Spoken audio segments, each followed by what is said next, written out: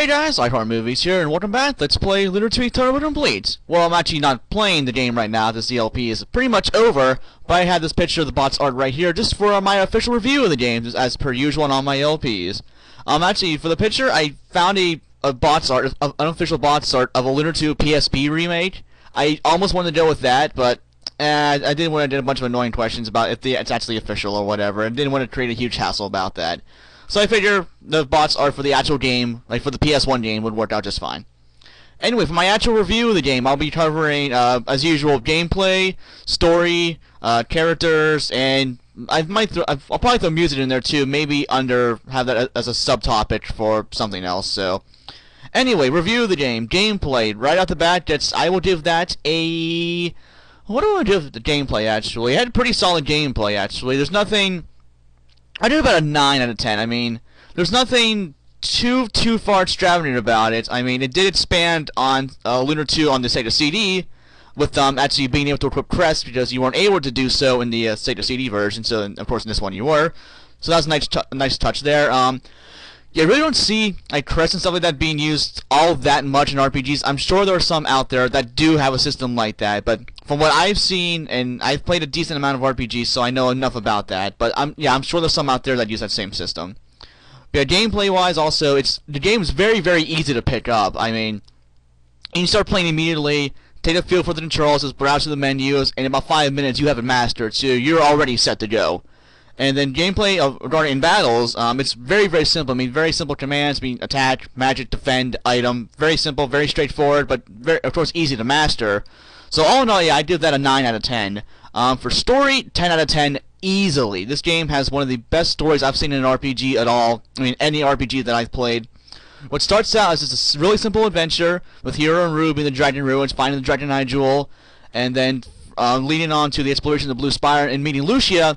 Yeah, what starts out as this really small quest that you don't think that will evolve into anything, and as soon as you meet Lucia, boom, the game just explodes, and which is just ridiculously well done. Again, one of my favorite all-time stories in any RPG. I mean, you really get a feel for the characters, like what they're feeling at any different time. I mean, I tried to convey that as much as I could throughout the LP, but sometimes I didn't really feel I kind of had to, because the game was just powerful enough to do that on its own. I mean, there's so many emotional highs at this game, throughout the game, pretty much every single disc. And once you get the climax to the end, once you finally kill Zophar, you really have a sense of accomplishment that, like, hey, you killed Zophar, you saved the world, you're a badass. So yeah, gameplay obviously I already did that. I don't know why I went back to that. Yep, story 10 out of 10 easily.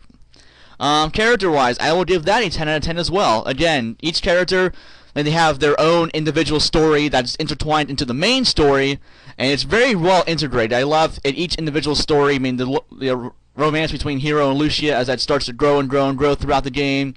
Then you have each character's own personal story. You have Ronfar's story with Mari. Found out how not really how they first met, but learned what Mari, trying to figure out how to word this properly. Pretty much figure out like why Mari became evil in the first place and started obeying the Chosen, and yeah, their relationship there. You have Jean's story with conquering her past, of her being a karate fighter way back in her past, and then overcoming that by defeating Lund once and for all. Then you have Lamina, who's at first a money-grubbing wench, as I've already explained before throughout the LP. And then she's just like, oh, hi, I'm Lamina. I want you to join the Magic Guild. I want money, yada, yada, yada. That's all well and good to start, but then she grows during the game. You see that she doesn't care as much about money as she does about saving her mother, of course, and then also restoring Vane to what it really, really was to begin with, which is a great tradition and a great city of magic. Then Leo's story pretty much for the first, well, it's not really the first, but pretty much through like the first 2 discs of the game, he's pretty much on your ass constantly, kind of like Golbez in Final Fantasy IV. I mean, he just never lets up on you. You never get a break. And then later on, yeah, he finally learns that what he's doing, he's working for the Chosen, which is actually evil. He's hoping to revive Zophar, and he has his own sense of self-conflict, and he's not sure what is right and what is wrong. So then, of course, he joins up with Hero at the at the beginning of Disc 3, and then goes out to serve justice like he properly should. And yeah, all those elements are properly integrated into the story. Very, very well done, of course. So yeah, that gets a 10 out of 10 for certain. Blah. Anyway. And then music, 10 out of 10 also. Music, again, some of the best I've heard in ARPGs, and I've played a ton through my days. I mean, just from the normal town themes, just for the dungeons. I kind of wish they would use a few more dungeon themes. There's only like 3 or 4 throughout the game, but I mean, they're all very, very well done anyway. It's nice. There are only a few themes at all, but they're all very, very well done. And then also, of course, you have like, the final boss themes against Zophar. You have the normal theme for Zophar's Keep and the Star Dragon Tower, which are both some of my favorite tracks ever. And of course, you have Lucia's theme, which is, as I said before in the finale, this the best song I've heard in any RPG ever, without a doubt. So pretty much every track in this game is memorable in its own special way, from the town themes, dungeon themes, boss themes, to each character's theme. I mean, I've given them many a listen on the official soundtrack for the game. I wish I still had that, by the way. I did a long time ago, but I pretty much misplaced it. I have no idea where it is. But yeah, I remember putting that in my CD player and pretty much listening through the entire soundtrack, absolutely no problem.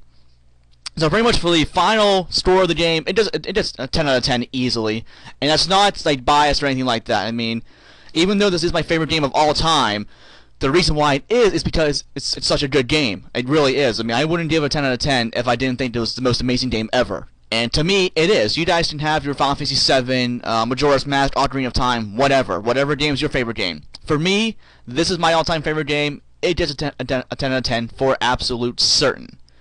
So I think I've done enough rambling, and with that, actually, the LP is over. I cannot believe that.